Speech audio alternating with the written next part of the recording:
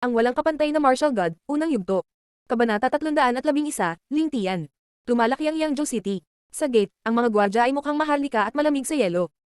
Sa labas ng lungsod, sa harap ng tarangkahan, may dalawang GXC armored horse na nakatingin sa langit at humahagulgol.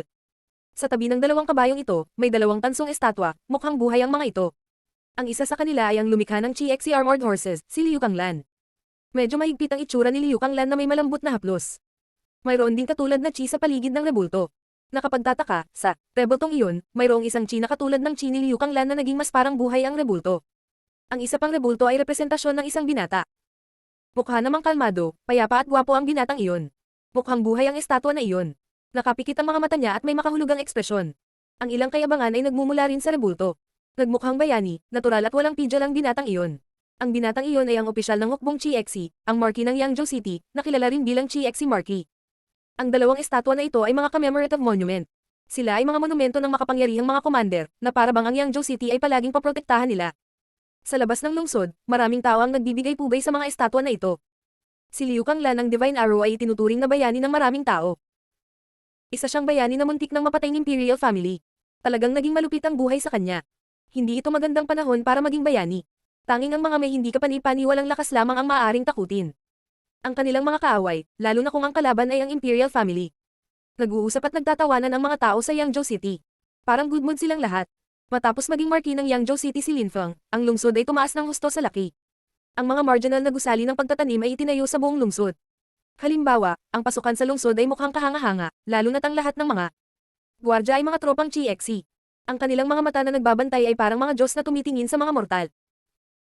Sa sandaling iyon, ang Yangzhou City tiyak na naging isang sapat na lugar para sa isang marquee upang manirahan, ito ay naging isang lugar ng lumalagong impluwensya. Matapos ang hukbo ng mga tropang GXC ay dumating sa Yangzhou City, ang paglilinang ay naging isa sa mga pangunahing prinsipyo ng lungsod.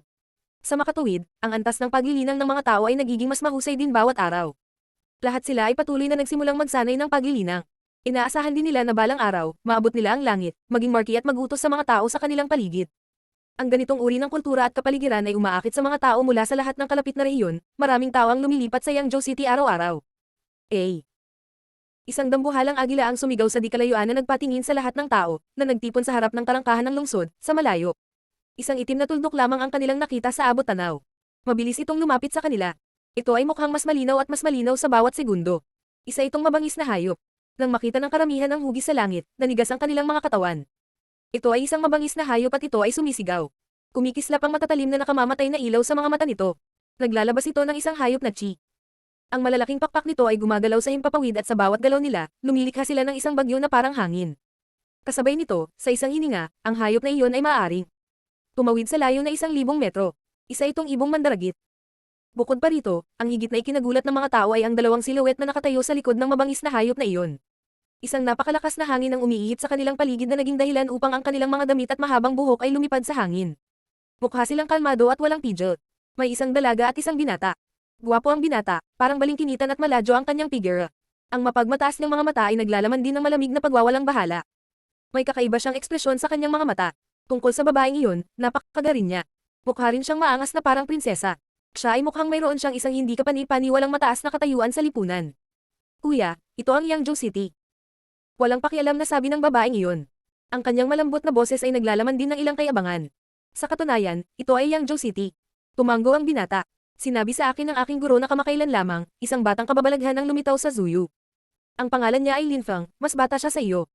Sa panahon ngayon, naging marquee na siya ng Yangzhou City at sinasamba siya ng buong lungsod. Nakikita mo itong dalawang estatwa, ang kumakatawan sa isang binata ay si Lin Feng. Sabi ng dalaga habang nakaturo sa estatwa ni Lin Feng. Siya ay malamig at walang pakialam. Tila nagulat ang binata at isang matalim at makahayop na liwanag ang bumungad sa kanyang mga mata. Marquee. Ito ay isang maliit na pamagat lamang, kahit na gusto ni Zuyu na ibigay sa akin ang titulong iyon, tatanggihan ko ito ng may paghamak. Bukod dito, tungkol sa henyo na sinabi sa iyo ng iyong guro, nalampasan na rin niya ang ikapitong Lin Chi layer. Sa paningin ko, siya ay walang tao, kaya ko siyang patayin sa isang welga. Ang binata ay hindi matiis na mayabang at megalomaniac. Nang marinig siya ng dalaga ay natawa siya. Iba-iba ang reaksyon ng mga tao. Siyempre, malabong kalabanan kanya. Kailangan mo lang maunawaan na ang aming guro ay higit sa 150 taong gulang. Gayunpaman, tinanggap lang niya kami bilang kanyang mga estudyante, ibig sabihin, ang iyong lakas at likas na talento ay mas mataas kaysa sa mas mababang ranggo na matataas na opisyal.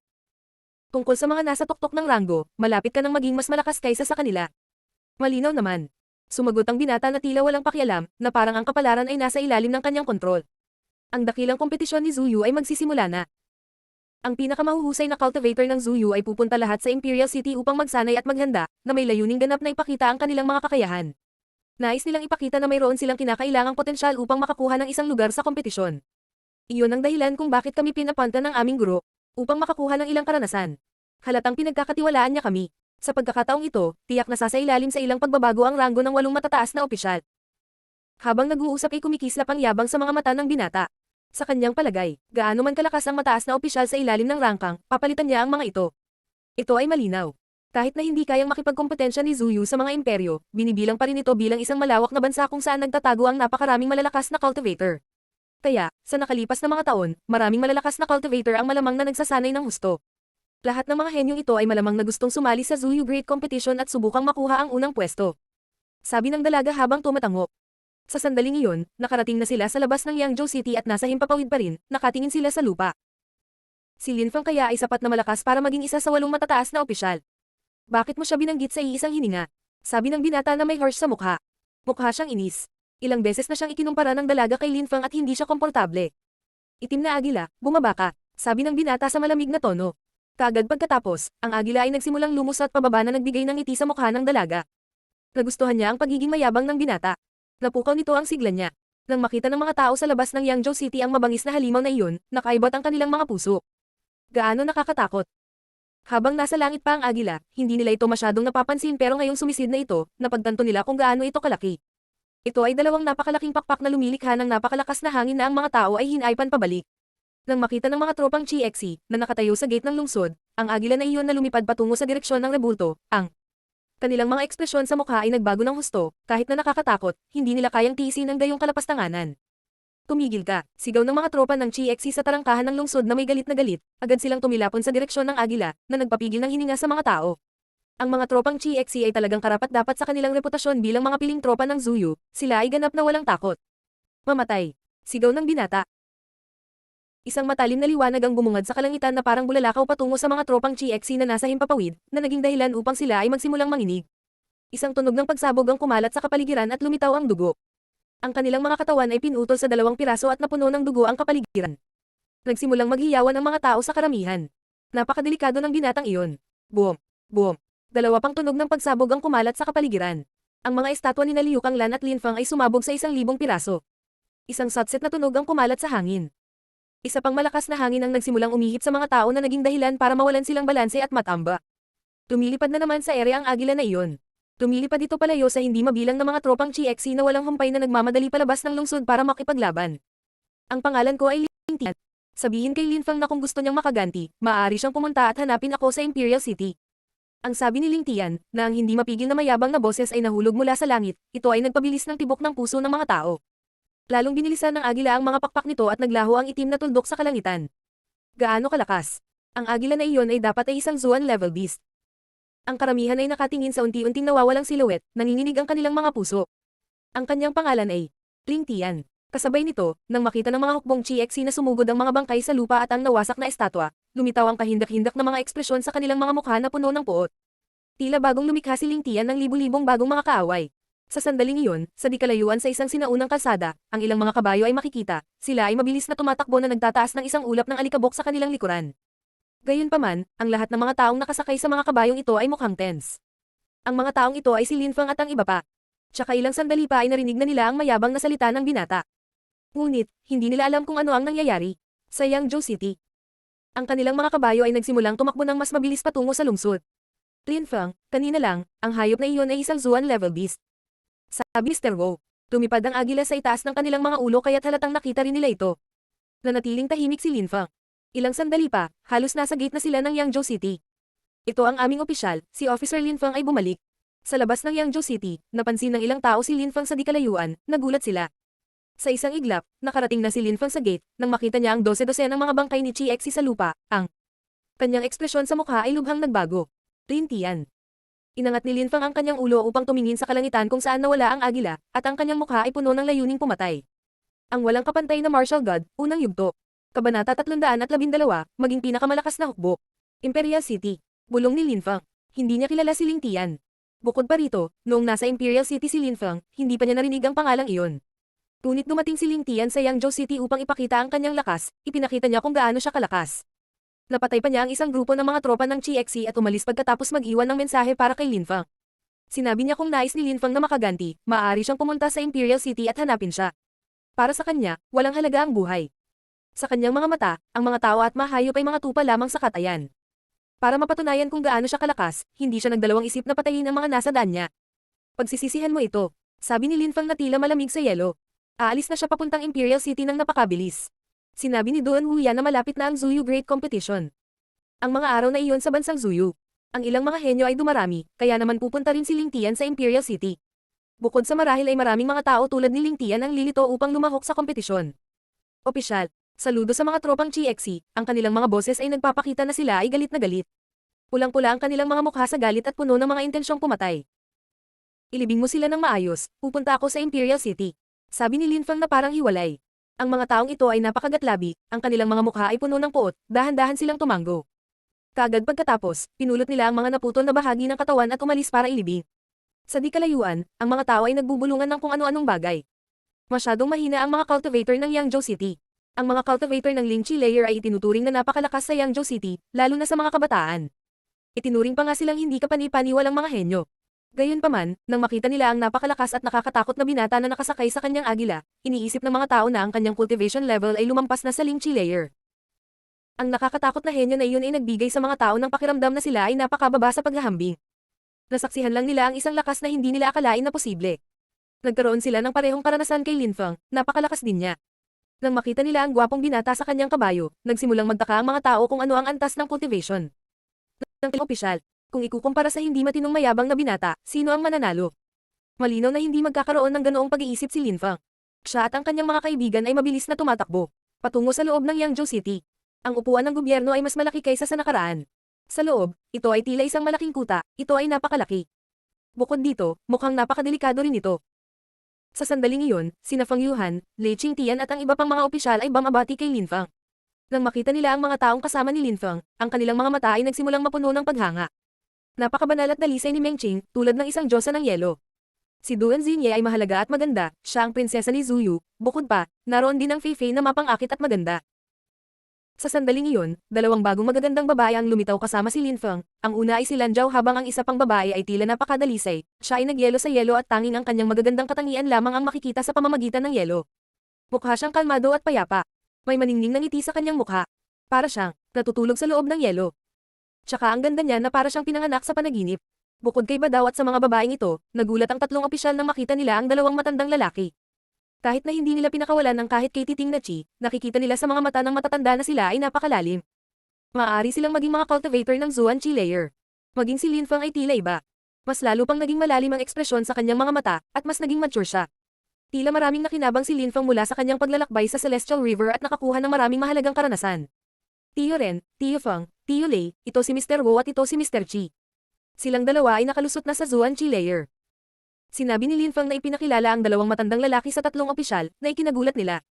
Gaya ng inaasahan, tama ang hula nila. Pareho silang cultivator sa Zuan-Chi Layer. Mr. Wu, Mr. Chi. Magalang na sumaludo sa tatlong opisyal. Si Lin Feng ay nagdala ng mga tao pabalik sa kanya at higit pa doon sila ay nasa Zuan-Chi Layer. Ang tatlong opisyal ay kailangang magpakita ng paggalang sa kanila. Ikinagagalak kitang makilala. Bahagyang tumanggo sina Mr. Chi at Mr. Wu at binati pabalik ang mga opisyal. Sumama ka sa akin. Sabi ni Lin Feng habang tumatakbo pasulong. Mabilis silang nakarating sa isang meeting room. Hiniling ni Lin Feng kina Meng Qing at Lan Zhao na pumunta at ilagay si Yun Shi sa isang tahimik na lugar habang si Badaw ay umalis din. Tanging si Lin Feng, ang dalawang matandang lalaki at ang tatlong opisyal ang naiwan. Mr. Wu, Mr. Chi, nasa Yangzhou City tayo na may fifth. Kaya ito ay nasa ilalim ng aking direktang kontrol. Ang upuan ng gobyerno ay ang aking tirahan. Maikling paliwanag ni Lin Feng sa dalawang matandang lalaki. Kaagad pagkatapos, nagpatuloy siya. Ngunit hindi ako, palaging mananatili sa Yangzhou City. Sa pagkakataong ito, bumalik ako para sa isang maikling paghinto at pagkatapos ay pupunta ako sa Imperial City. Sasama kami sa iyo, sabi ni Mr. Wu na nagpailing kay Lin Feng. May iba na siyang plano para sa kanila. Ang mga pagpapakita ng kapangyarihan ni na Duan Wuya at Ling Tian ay mga senyales upang ipaalala sa kanya na marami pa ring malalakas na kabataang prodigy sa Zuyu. Kinailangan niyang itulak ang kanyang sarili sa limitasyon at pagsasanay, kailangan niyang maging mas malakas. Kung susundan siya ni na Mr. Wu at Mr. Chi, palagi silang nandyan para protektahan siya, ngunit naisip ni Lin Feng na sapat na ang presensya ni Meng Qing. Hindi siya maaaring umasa sa suporta ng napakaraming malalakas na magsasaka kung gusto niyang maging mas malakas, maaari lamang siyang maging mas malakas sa kanyang sarili. Iyon lang ang tanging paraan para maabot niya ang langit. Bukod dito, kung siya ay naging mas malakas, ang mga pagkamatay na nangyari ng mas maaga sa araw na iyon ay hindi na mangyayari. Bukod dito, kailangan din niya sina Mr. Chi at Mr. Wu na manatili sa Yangzhou City para sa ibang dahilan. Mr. Wu, Mr. Chi, may Chi-Exi troops ay nakaistasyon sa Yangzhou City. Sila ang aking mga piling sundalo. Lahat sila ay nakalusot sa layer ng Ling Qi, ngunit iniisip ko pa rin na hindi ito magiging sapat. Kailangan ko silang patuloy na maging mas malakas. Nagpunta talaga ako sa Celestial River dahil sa kanila. Sinabi ni Lin Feng sa dalawang matandang lalaki at nagpatuloy. Kailangan ko silang maging napakalakas. Makakatulong ang pagbibigay sa kanila ng mga pills na napinom na natin, ngunit hindi pa rin ito sapat.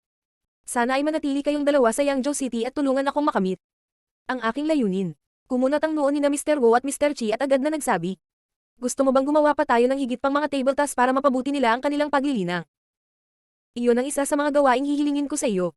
At saka, umaasa ako na ang iyong presensya ay makapag-udyok sa kanila at maaari mo ring tulungan ang aking tatlong opisyal sa paglikha ng isang tunay na piling hukbo. Siyempre, kung mayroon kayong mga partikular na kahilingan at pangangailangan. Halimbawa, kung kailangan mo ng ilang mga espiritual na halamang gamot, maaari mong palaging ipadala ang hukbo upang pumunta at mangolekta ng mga halamang gamot pa sa iyo. Mabuti rin para sa kanilang pagsasanay sa paglilinang na may padala sa mga pakikipagsapalaran. Sabi ni Lin Feng na parang gumagalang. Kahit na ang mga tropang Chi-Exi na ito ay mga elite na tropa na, naisip pa rin ni Lin Feng na hindi ito sapat. Ang ganitong uri ng lakas ay hindi napakalaking. Sila ay isang mortal na hukbo lamang at kailangan niya ng isang hukbo na pumailang lang sa mga ulap. Ang mga mata ng matanda ay kumikinang. Kasabay nito, si Ren Qingguang at ang dalawa pang opisyal ay may kumikinang na mga mata. Ang dalawang matandang cultivator na ito ng Zuan Qi layer ay tila maraming alam tungkol sa alchemy.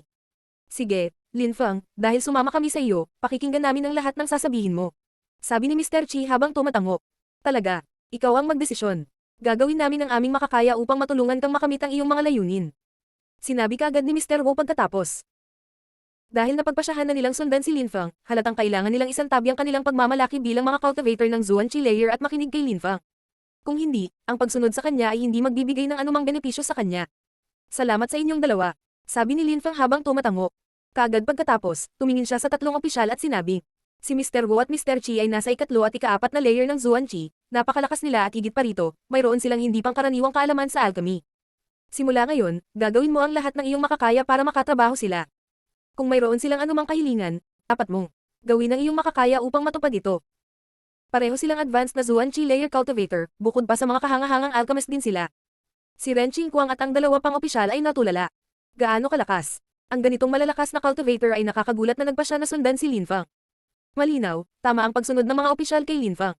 Sige, sabi ng tatlong opisyal habang tumatango. Dalawang alchemist ang nandoon para tulungan sila, syempre nasiyahan sila doon.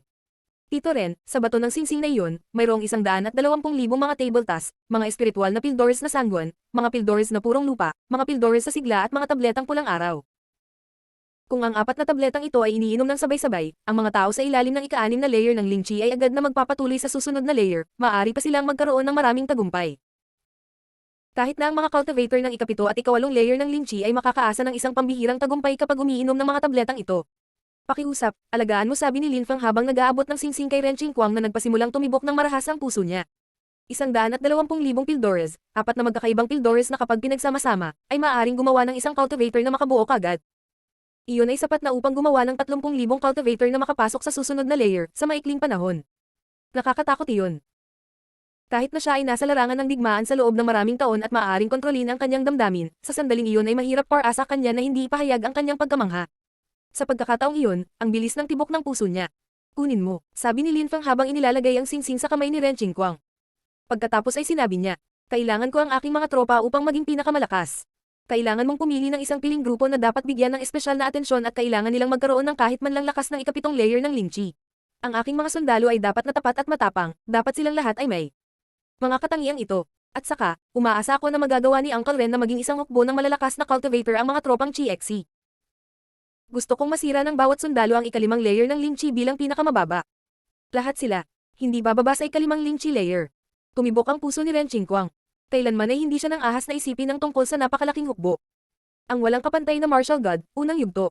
Kabanata 313, dahil ako si Lin Feng. Si Ren Qingguang ay nakatingin kay Lin Feng at iniisip lamang kung gaano kaambisyoso at katapangan ng binata.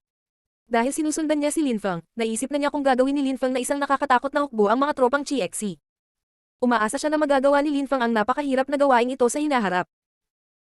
Gayunpaman, sa napakaikling panahon, nagawa siyang mamangha ni Lin Feng sa pamamagitan ng pagdadala ng 120,000 pills na maaaring gumawa ng 30,000 cultivator na agad na magtagumpay.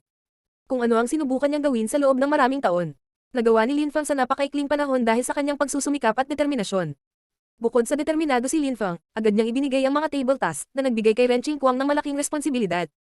Tutulungan kanina Uncle Ren, Mr. Chi at Mr. Wu na makapasok sa Zuan Chi layer. Lalong lalakas ang ating puwersa sa ganoong paraan.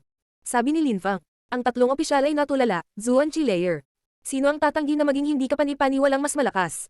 Mr. Wu, Mr. Chi. Sabi ni Lin Feng habang lumingon sa dalawang matandang lalaki. Nakita niyang mukhang irresolute ang dalawang matanda ngunit agad nilang sinabi. Maghahanap tayo ng solusyon. Sige. Sabi ni Lin Feng. Kaagad pagkatapos, tumingin muli siya kay Ren Qingguang at sinabi. Tito Ren, Tio Feng, Tio Lei at kayo ay mga bihasang opisyal. Halatang hindi mo ako kailangan magturo ng kahit ano. Gusto ko lang sabihin na sa mga araw na ito, kahit na wala ka sa larangan ng digmaan, hindi mawawala ang sigla at sigla ng ating mga tropa.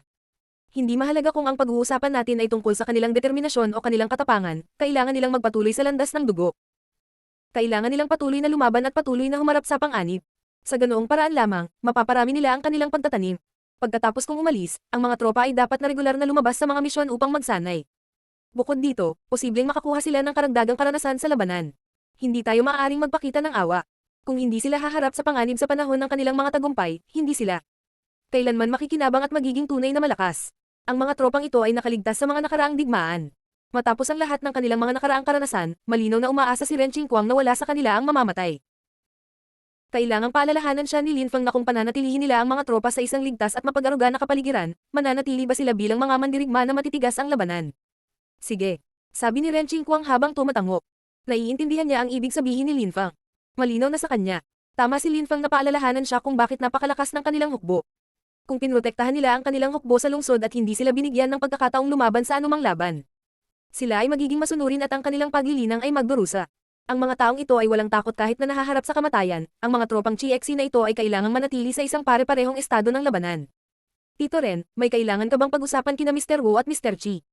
Gusto kong pumunta at magsanay sa pag-iisa ngayon. Pagkatapos nito, aalis ako sa Yangzhou City at pupunta sa Imperial City, sabi ni Lin Feng kay Ren Qingguang at sa matatandang lalaki. Sumaludo siya sa kanila at agad na umalis. Pinuntahan muna niya kung okay ang lahat kay Meng Qing sa pag-aalaga kay Yunxi. Pagkatapos, pumunta siya sa pagsasanay. Ang kanyang surplus souls technique ay napakalakas na. Magagamit niya ang kanyang kaluluwa para gumawa ng maraming purple snake. Maaari niyang patayin ang mga cultivator ng Zuan Chi layer gamit ang kanyang purple dragon. Ang uri ng kakaibang kakayahan ay isang kakayahang makapagligtas ng buhay para kay Lin Feng. Kailangan niyang sanayin ang pamamaraan upang mas maraming kaluluwa ang lumitaw. Kailangan niya ng mas malakas na kaluluwa para kontrolin pa ang kapangyarihan ng kanyang espiritu. Kasabay nito, kailangan niyang paunlarin ang kanyang sarili upang maging mas malakas. Sa labas ng Imperial City, napakasikip at buhay-buhay. Ang karamihan ay parang ilog ng mga tao. Sa restaurant ni Qingxin, maraming tao ang nakasandal sa banister at nakatingin sa ilog ng mga tao na gumagalaw na parang dragon sa mga lansangan. Lahat ng uri ng mga komento ay pumupuno sa hangin. Kahit na si Duan Lai ay hindi direktang miyembro ng Imperial Family at hindi pa sumali sa core ng Imperial City, ang kanyang status ay pambihira pa rin. Talaga, ang kasal ni Duan Yu ay malamang na magiging napakahusay. Sa restaurant, maraming tao ang walang tigil na nagbubulungan. Ang isang paksa ay sumasakop sa mga pag-uusap ng lahat, ang kasal ni Duan Yu.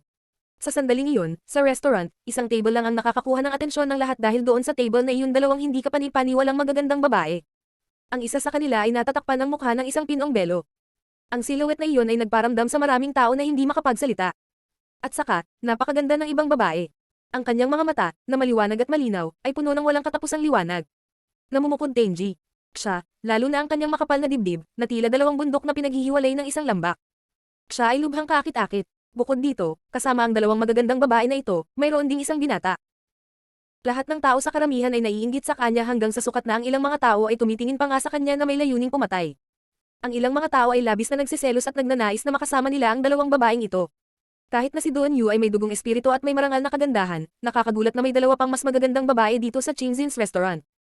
Si Duan Yu ay magpapakasal sa isang henyo ng Imperial City habang, sa kasamaang palad, mayroong dalawang napakagandang babae na magkakaroon ng napakaliit na batang lalaki. Sabi ng isang tao sa karamihan ng napakalakas para malinaw na marinig ng lahat ng tao sa restaurant. Talaga. Sinasabi ng ilang tao na si Wen Renyan ay isang henyo sa Yunhai sect. Matapos ang pagpuksa sa sekta, nalaman ni Duan Tian lang na si Wen Renyan ay may mataas na likas na talento at agad na naging interesado sa kanya.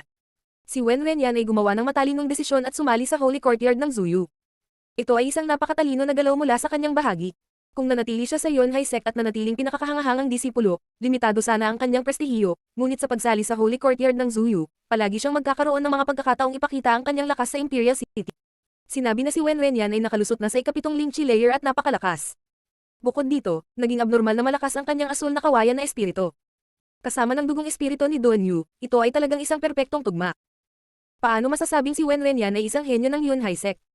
Noong mga araw, ang tunay na henyo ay si Lin Feng. Sa sandaling ang Yunhai sect ay pinapatay, ang bawat natatanging disipulo ay nagtaksil sa sekta maliban kay Lin Feng, na ang puso ay hindi kumikibo tulad ng isang bundok. Nananatili siya sa kanyang mga prinsipyo. Tiyak na magiging pambihira ang kanyang kapalaran. Sabi ng isang 15 taong gulang na cultivator na sumasalungat sa ibang tao na mayabang na nagsalita. Kahit na si Lin Feng ay nasa Imperial City lamang ng kalahating taon, maraming tao pa rin ang sumasamba kay Lin Feng. Ang katotohanan na siya ay nagsunog ng isang lungsod at tumawid sa ibang bansa upang iligtas ang prinsesa ay pa rin ang paksa ng mga pag-uusap ng mga tao. Hinangaan at iniidolo nila si Lin Feng. Inaasahan nila na makakalakad sila sa parehong landas tulad ni Lin Feng at maging isa sa mga dakilang cultivator ng Zuyu. Wala kang naiintindihan. Sabi ng cultivator na kakakontra lang. Sinabi niya, na tila malamig at humiwalay. Si Wen Renyan ay isang henyo, siya ay isang henyo ng Holy Courtyard ng Zuyu. Kahit na nakalusot pa lang siya hanggang sa ikapitong layer ng Lingchi, mayroon pa rin siyang kamanghamanghang kakayahan sa pakikipaglaban sa totoong labanan, napakalakas niya. Maaari niyang talunin ang mga cultivator ng ikawalong layer ng Lingchi. Tungkol kay Lin Feng, walang nakakaalam kung saan siya nagpunta. Baka patay na siya. Paano mo may kukumpara ang isang patay kay Wen Renyan? Tumigil ka sa pagsasalita ng kalokohan. Paano mamamatay si Lin Feng? Galit na sigaw ng isa. Sinabi ko na malamang patay na si Lin Feng, ano ang kinalaman niyan sa iyo? Ngayon, hugasan mo ang iyong maruming bibig. Sabi ng mayabang na tila malamig na yelo, at pinakawala ng kanyang chi. Sinubukan niyang ipakita ang kanyang lakas harap ng dalawang magagandang dalaga. Si Wen Renyan ay hindi man lang mahawakan ng anino ni Lin Feng, ikaw ang nagsasalita ng kalokohan. Sagot ng batang cultivator na malamig ang tunog. Kahit sobrang lakas din ng kausap niya, nakikipagtalo pa rin siya. Sa sandaling iyon, ngumiti ang maganda at matapang na dalaga sa tabi ng gwapong binata at sinabi sa mahinang boses. Hindi ko akalain na may mga taong sumasamba at sasamba sa iyo ng labis na hindi nila pinapansin. Tungkol sa mga kahihinatnan kapag ipinagtatanggol ka, tumiti si Lin Feng ng pilit at napakamot ng ulo. May kakaiba siyang pakiramdam na tumanda na siya at nagkaroon ng malaking responsibilidad.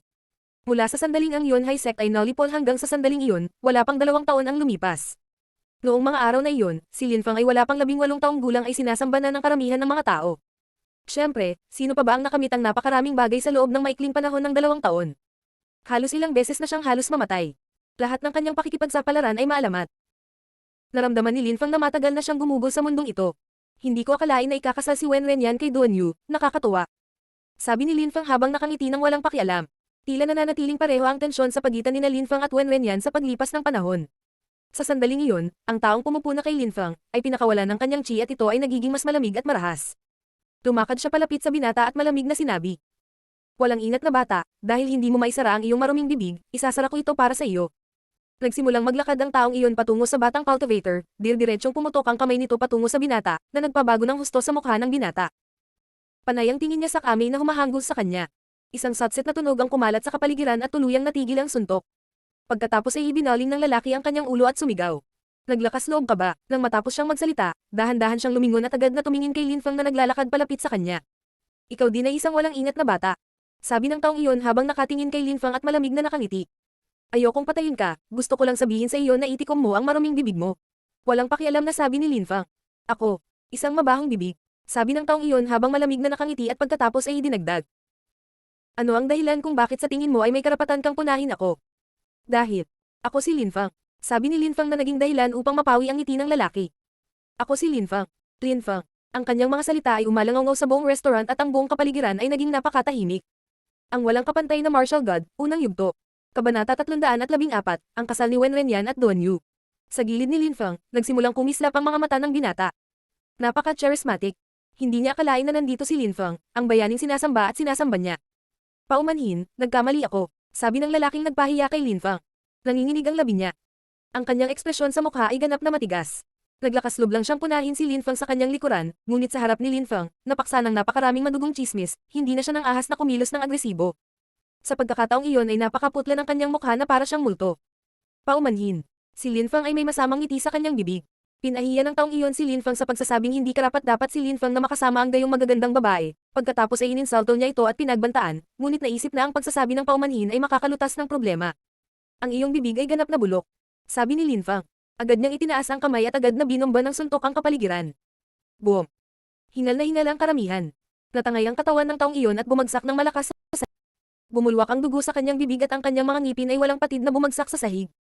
Ang taong iyon ay marahas na umubo ng 2 beses, ang kanyang mga mata ay puno ng puot.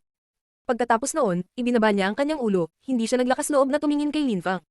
Ang walang kwentang tao, maglakas loob kang kumilos ng mayabang, napaka-miserable. Malamig na sabi ni Linfang habang pinapahiya ang lalaki. Maya-maya ay lumingon ito sa binata, bahagyang ngumiti at tumanggo, na ikinapuno ng pananabik sa mga mata ng binata. Naglakad si Linfang papunta sa banister ng balkonahe at patuloy na tumangin sa mga tao, ang kapaligiran ay puno ng ingay at kaguluhan. Sa Zuyu, ang mga seremonya ng kasal ay napaka-partikular. Ang mga taong walang impluwensya ay maaaring agad na maging mag-asawa. Hindi na nila kailangan pang mag-organisa ng seremonya. Mayroong ilang mga magsasaka na gumawa din ng ganoong paraan ngunit, syempre, ang mga taong may lakas at impluwensya ay nais na ang kanilang mga seremonya ng kasal ay maging kahanga-hanga at Randy, upang ipakita kung gaano sila kamahalin.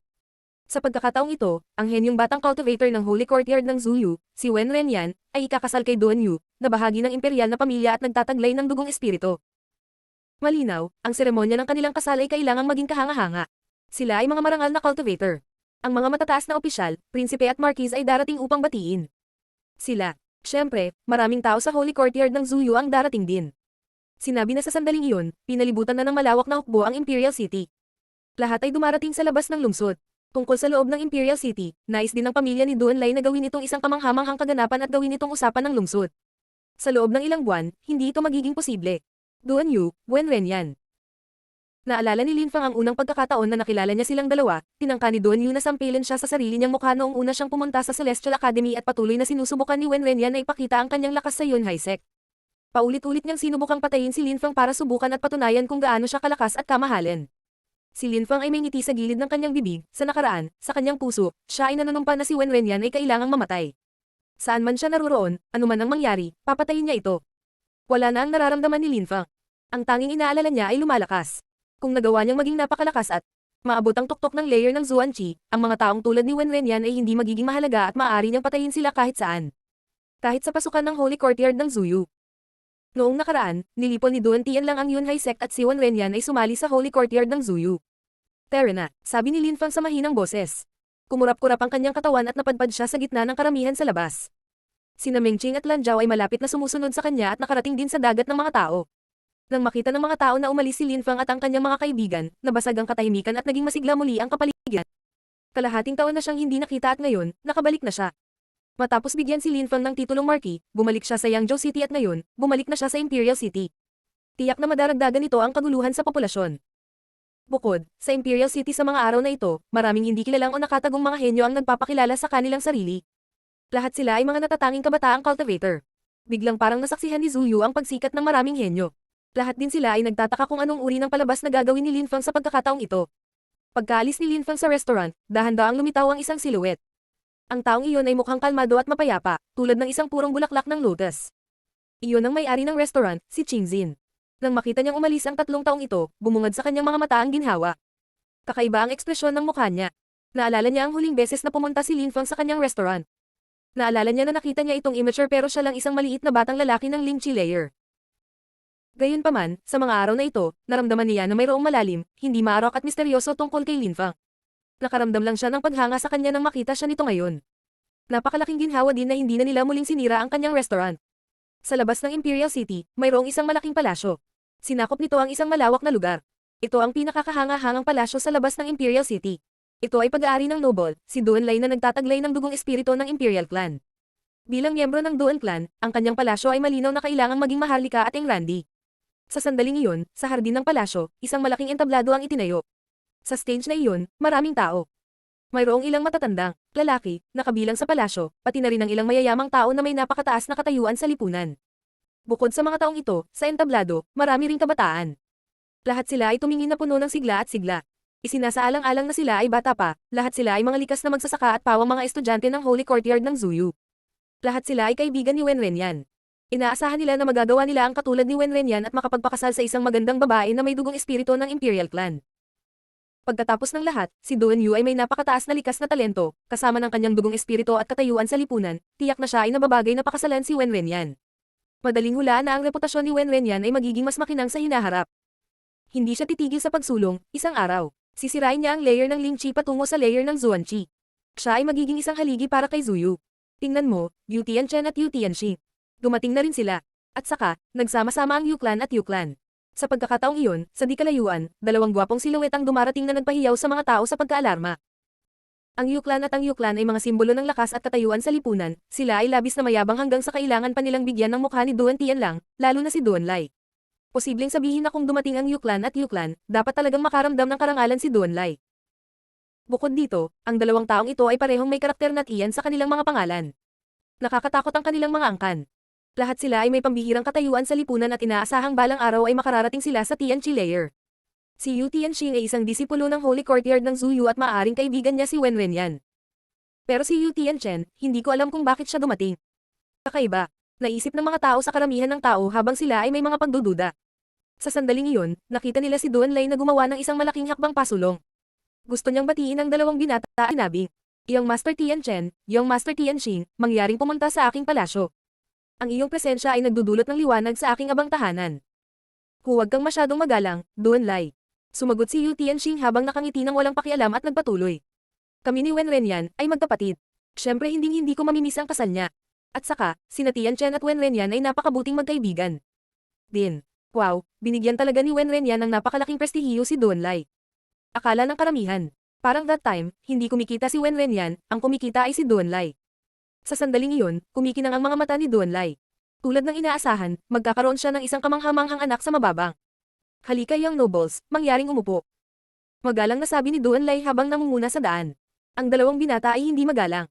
Agad silang napatingin sa mga matataas na lugar sa entablado. Sa buong bansa ng Zuyu, sila ay ginagalang at iginagalang. Sila ang mga pinuno ng bansa.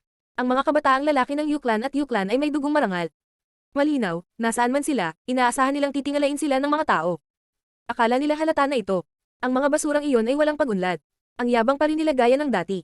Sa sandaling iyon, sa mga manunood sa ilalim ng entablado, sinabi ni Lin Feng habang nakatingin siya sa dalawang batang maharlika. Matagal-tagal na rin noong hindi niya nakita ang mga ito. Ang dalawang taong ito ay mayabang pa rin tulad ng dati. Hindi sila sapat na malakas dahil hindi sila nagsanay at umaasa lamang sila sa kanilang katayuan sa lipunan at inisip na sila ay makapangyarihang cultivator. Kung lahat ng juniors ng Yu Clan at Yu Clan ay ganoon, mawawala ang kanilang clan at wala nang magsasalita tungkol sa kanila. Siyempre, ang Yu Clan at Yu Clan ay hindi kasing pangit ng Imperial Clan, ngunit napakalakas pa rin nila. Ipukwitang hamak. Sa sandaling iyon, hindi kalayuan sa Lin Feng, narinig ng ilang tao ang sinabi niya. Nagulat si Lin Feng, lumingon siya at agad na tumingin sa mga taong tumatawa sa kanya. May nakita lang siyang nakatingin sa kanya at malamig na nakangiti. Ang taong iyon ay hindi malayo kay Lin Feng. Nagbiro muli ang taong iyon. "Ano ang balak mong gawin?" Naglakas loob ka lang na punahin ang mga tao sa likod nila. Kapag nakaharap, takot na takot ka na wala kang magawa. Medyo nagulat si Lin Feng. Tila may sariling tagahanga sina Yu Tianchen at Yu Tianxi. "Hindi ba pwede?" sabi ni Lin Feng habang nakangiti ng walang pakialam. Maharlika ang ekspresyon sa kanyang mga mata. Isang napakatalom na enerhiya ng espada ang lumabas sa kanyang mga mata at bumagsak sa katawan ng mga taong ito, na nagpabilis ng tibok ng kanilang mga puso. Ito ay napakahirap kaya't nagsimula silang umusad pa atras. Ang isang sulyap ay sapat na upang palakasin ang tibok ng kanilang mga puso. Walang kwentang basura. Walang pakialam na sabi ni Lin Feng habang nakatingin sa kanila. Kaagad pagkatapos, hindi na niya pinansin ang mga ito na naging sanhi ng kahindak-hindak na mga ekspresyon sa kanilang mga mukha. Lahat sila ay nakaramdam ng hiya. Ang walang kapantay na martial god, unang yugto. Kabanata 315, ang maliit na aksyon na iyon ay hindi nakakuha ng atensyon ng mga tao. Wala ni isang tao sa paligid ni Lin Feng ang nagbigay pansin dito. Lahat sila ay binihag ng mga tao sa entablado. Dumating sa lugar na iyon ang mga prodigy ng Yu Clan at Yu Clan.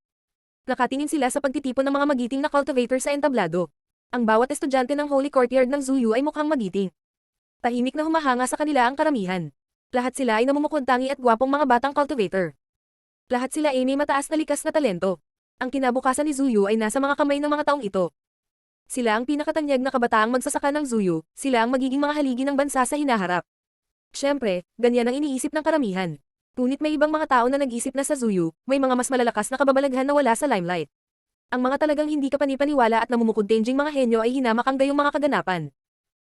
Ang kanilang yugto ay hindi isang yugto ng kasal, ang kanilang yugto ay isang larangan ng digmaan, isang yugto para sa tunay na kaluwalhatian. May mangilan-gilan din na hinamak ang mga tinatawag na young genius na nasa entablado. Hinamak nila ang gayong mga tao mula sa kaibuturan ng kanilang mga puso. Halimbawa, hinamak ni Linfang ang mga ganitong uri ng tao. Ang kapaligiran ay, tulad ng dati, masigla at maingay. Masayang nagsasaya ang mga tao. Sa di kalayuan, sa isang malaking kalsada, maraming silweta ang nagkukumpulan at gumagalaw patungo sa palasyo. Ang mga taong ito ay nag-advertise ng kasal saan man sa loob ng Zuyu, upang ipaalam sa lahat ang katotohanan na ang isang kahangahangang holy courtyard ng Zuyu, si Wen Renyan, ay ikakasal sa munting prinsesa na si Duan Yu, na parang gusto ng Duan clan na ang lahat ay magpakasal. Alam, sa likod ng mga taong ito, maraming tao ang sumusunod sa kaganapan. Silang lahat ang mga taong natuksong lumapit at manood. Gusto nilang makita ang kababalaghan ng holy courtyard of Zuyu, si Wen Renyan, pakasalan ng munting prinsesa na si Duan Yu. Inaabangan nilang masaksihan ang kaganapan. Ang kapaligiran ay partikular na masigla. Nabalitaan ng lahat ng mga taong ito na maraming mahuhusay na estudyante ng Holy Courtyard ng Zuyu ang naroroon.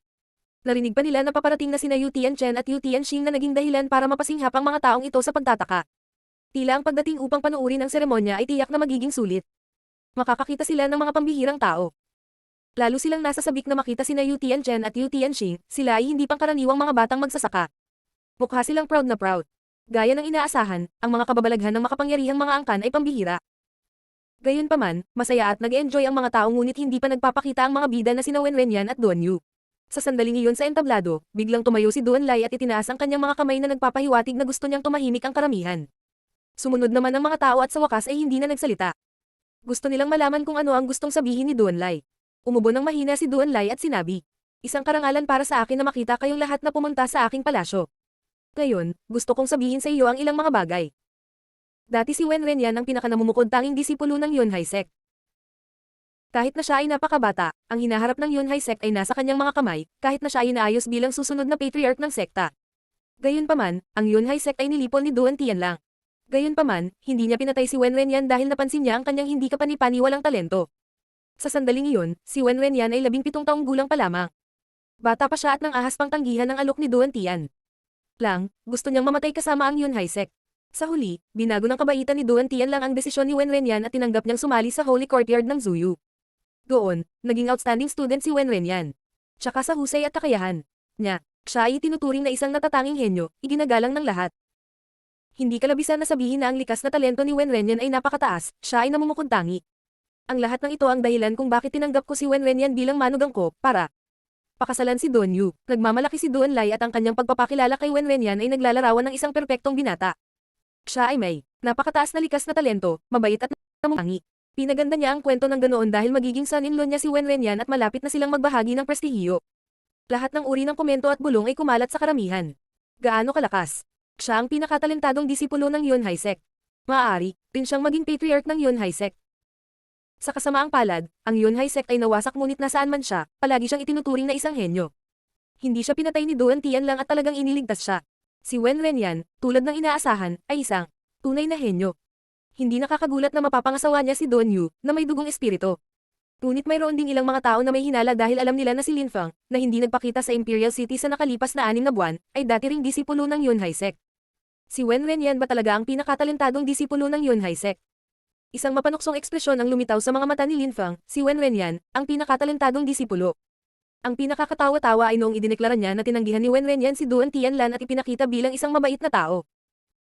Si Duan Lai, upang hindi mawalan ng mukha, ay hindi nagdalawang isip at inilarawan si Wen Renyan bilang perpektong manugang. Hindi lamang siya nagsisikap na magbigay ng mukha sa kanyang anak na babae ngunit sinusubukan din niyang makakuha ng ilang prestihiyo sa kanyang sarili. Ang isa pang katawa-tawa ay ang dami ng tao na talagang naloko at naniwala sa mga nakakatawang salitang ito. Maraming tao ang pumupuri kay Wen Renyan, na parang sinasamba siya. Sige, hindi na ako magsasalita pa, tingnan natin ang bride and groom. Sabi ni Duan Lai habang nakangiti at kaagad pagkatapos, dahan-dahan ang upo. Sa sandaling iyon, sa palasyo ay biglang lumitaw ang isang sinulid ng makinang na liwanag. Napakaganda nito. Pagkaraan ng ilang sandali, ang sinulid na liwanag na iyon ay naging isang malawak at makinang na liwanag na sumalakay sa buong kapaligiran. Nagtaas ng ulo ang mga tao at tumingin sa langit. Timang nakakasilaw na liwanag lang ang nakita nila na tumatakip sa langit. Sa sandaling iyon, sa ilalim ng walang katapusang liwanag na iyon, may dahan-daang bumababa. Ang mga tao ay namangha. Isang bagay na pababa ngunit binubuo ito ng silhouette. Isang gwapong binata lang ang nakita nila na may karga-kargang magandang babae. Dahan-dahang bumababa mula sa langit ang dalawa nilang katawan at sa wakas, nakakasilaw na lumapag sila sa stage. Nawala rin ang tindi ng mga ilaw na naging dahilan ng paglitaw ng mga mukha ng dalawang silhouette sa harap ng karamihan. Isang bayani at isang kagandahan, isang perpektong tugma. Akala ng maraming tao na parang sinasamba nila ang mag-asawa. Si Wen Renyan ay mukhang napakatalino at maningning, tulad ng isang bayani, natural at walang pidgel, habang si Duan Yu ay mukhang maganda at mahalaga. Sila ay ganap na umakma sa isa't isa. Si Lin Fang ay nakatingin din sa kanila. Iniisip niya si Wen Renyan 2 taon na ang nakakaraan. Sa sandaling iyon, mukhang mas mature si Wen Renyan. Tila naging napakalakas din niya na naging dahilan upang magmukhang matayog at mapagmataas. Tungkol kay Duan Yu, mas maganda at masigasig siya kaysa sa nakaraan. Hindi na siya mukhang bata gaya ng dati, mas mature na siya. Bihira lang makakita ng ganitong mga babae. Sa kasamaang palad, hindi niya napiling pakasalan ng tamang tao, naroon si Lin Fang at dahil doon, tiyak na mamamatay si Wen Renyan. Wen Ren, narinig mo ang aking mga salita, dapat ka ring magsabi ng ilang salita sa karamihan. Sabi ni Duan Lai habang nakangiti kay Wen Renyan. Bahagyang tumanggo si Wen Renyan, agad na lumingon sa mga tao at nagsabi. Ako, si Wen Renyan, ay nagpractice ng cultivation sa Yunhai Sect. Naging #1 genius ako doon. Katulad nga ng sinabi ng aking biyanan. Kinilala akong isang henyo ng Yunhai Sect ng lahat at naghahanda akong maging patriarch. Sa kasamaang palad, ang buhay ay hindi permanente at ito ay maaaring panaginip lamang. Ang Yunhai Sect ay napuksa at bilang resulta ng kakaibang kombinasyon ng mga pangyayari, ako ay naging isang estudyante ng Holy Courtyard Dangzu Yu kung saan iginagalang ako ng lahat. Ako, si Wen Renyan, ay laging nagbibigay ng aking makakaya sa landas ng paglilinang. Patuloy akong naghahanap ng pagpapabuti. At saka, ngayon, ito ang pinakamalaking karangalan para sa akin na makasal kay Duan Yu, gusto ko siyang pakasalan, pahalagahan at huwag na huwag umalis sa tabi niya. Hindi na kailangang pag-usapan ang lahat ng aking mga katangian, sinabi na ng father-in-law ko. Umaasa ako na ang lahat ay malinaw sa mata ng lahat. Ngayon, nasaksihan ninyong lahat kung paano ko babuhitin si Duan Yu sa aking mga bibig. Ang mga salita ni Wen Renyan ay nagmula mismo sa kaibuturan ng kanyang puso na nagpatango sa mga tao. Si Wen Renyan ay isang mahusay na pagpipilian, siya ay may likas na talento at napakahinhin.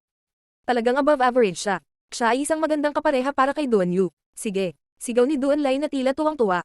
Hindi na kailangang pag-usapan pa kung gaano kahusay at galing si Wen Renyan. Pareho silang makakamit ang magagandang bagay ng magkasama. Sa totoo lang, namumukod Denji si Wen Renyan, isa siyang henyo. Ang kanyang kinabukasan ay puno ng walang katapusang mga pagkakataon. Sa karamihan ng tao, maraming tao ang nagpupuri kay Wen Renyan. Walang masyadong tao na nagkaroon ng pagkakataong makilala si Wen Renyan. Talagang kamangha-mangha siya.